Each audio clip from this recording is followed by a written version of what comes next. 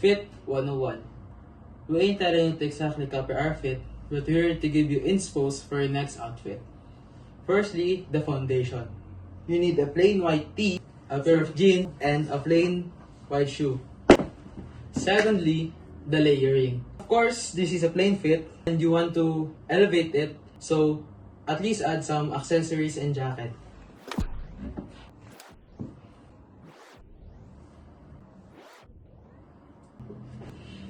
With this, you're done with the simple fit. With a cardi wear, a chain, and a simple watch.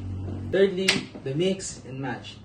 As you may know, the jacket is almost a colored dark brown with the shoe being white.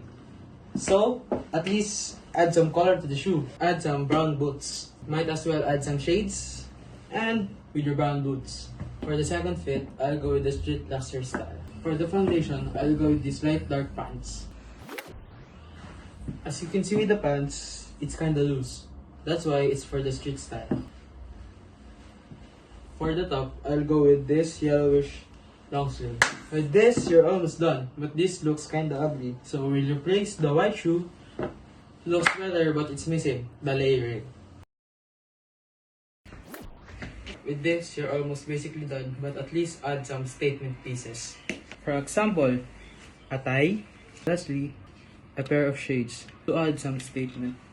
With this, it's done. It's up to you if you want it outside or inside. But personally, I prefer it inside.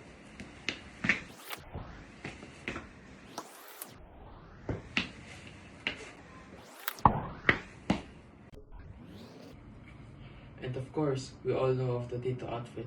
And if you want it to look plain and simple, we'll go with the darker shades. And for the shoes, we'll keep it simple with a pair of loafers. Like this. With this fit, this looks like more of a casual outfit.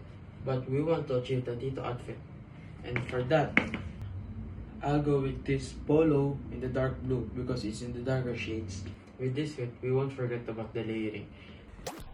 And for me personally, I'll go with this because it's all in the darker shades. Lastly, we won't forget about the accessories. Since we're all in the darker shades, we'll go with this dark watch and the pair of sunglasses.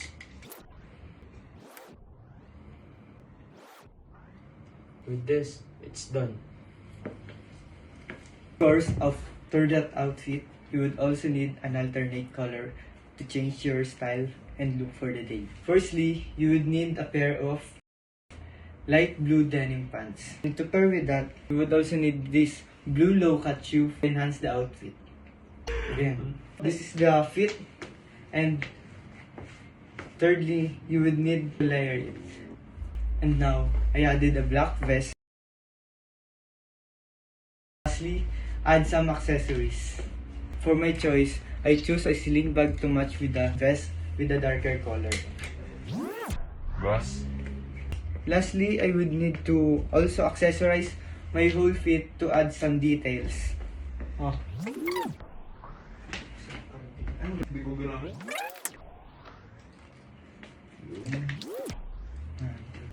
Lastly, I chose to accessorize myself with this pair of shades and car keys.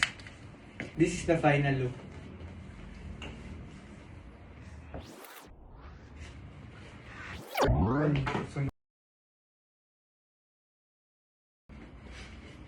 Ito ba ay kahihiyan o para sa grades? And this is the final look.